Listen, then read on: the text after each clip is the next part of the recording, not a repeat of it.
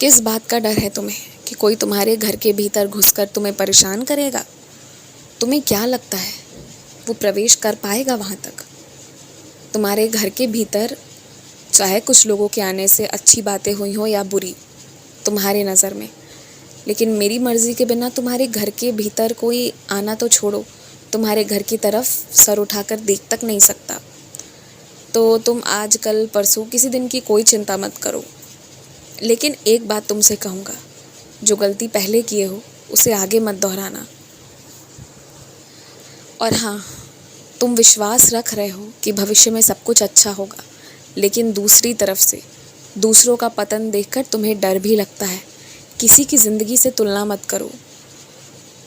एक बात पता है, मुझ पर दोषारोपण बड़ी आसानी से कर दिया जाता है कि मैंने कृपा नहीं की, मैंने प्रार्थना नहीं सुनी, मैंने दिया नहीं। लेकिन तुम हर किसी के कर्म, हर किसी की मंशा को नहीं जानते।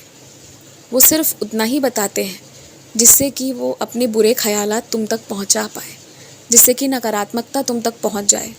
पर अच्छी चीज़ें वो ना बताते हैं, ना जिक्र करेंगे कभी भी।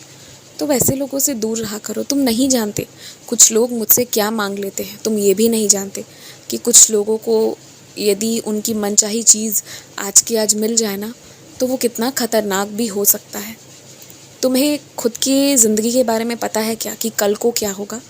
कल क्या छोड़ो, अगले 1 घंटे के बाद माहौल कैसा रहेगा, कौन आएगा, कौन जाएगा, क्या हो रहा होगा, नहीं पता ना तुम्हें। हर दिन अलग अलग होते हैं ना। तो ठीक उसी तरह तुम्हें दूसरों की ज़िंदगी के बारे में क्या ही पता है। जब नहीं पता है तो मत सोचो और तुलना भी मत करो, और किसी के लिए अपने हृदय में कोई भी बुराई, कोई भी खटास मत रखो। जो भी है उसे दूर कर दो।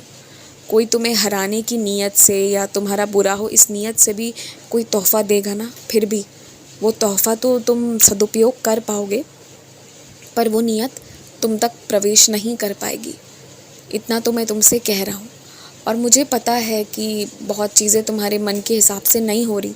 हर दिन तुम्हें लगता है कि मैं बस तुम्हें समझा रहा हूँ पर हो नहीं रहा। ये सब इसलिए है ना क्योंकि तुम अपने मन से चीज़ों को मेरे चरणों पर छोड़ ही नहीं रहे हो। तुमने हर चीज़ को बांध कर अपने अंदर रखा है। मेरे चरणों में छोड़ने का अर्थ ये होता है ना कि उसके बाद तुम विचार नहीं करोगे कि उसका क्या हुआ या क्या होना चाहिए। उसके बाद जो भी हो रहा होगा तुम सिर्फ स्वीकार करोगे। पर इस स्थिति में तुम अब तक आए ही नहीं हो। तुम बदले की भावना कहीं ना कहीं दिल में रखे हुए हो, और वो इसलिए क्योंकि तुम्हारे साथ भी गलत किया गया था। लेकिन फिर तुम्हें उसे मेरी चरणों में छोड़ना होगा, तभी तुम्हें न्याय मिल पाएगा। मेरी चरणों में छोड़ने के बाद तुम्हें उस पर विचार तक नहीं करना होगा, उन चीज़ों पर चर्चा भी नहीं करना होगा। तो इसके लिए तैयार हो जाओ, फिर सब अच्छा हो जाएगा। खुश रहो।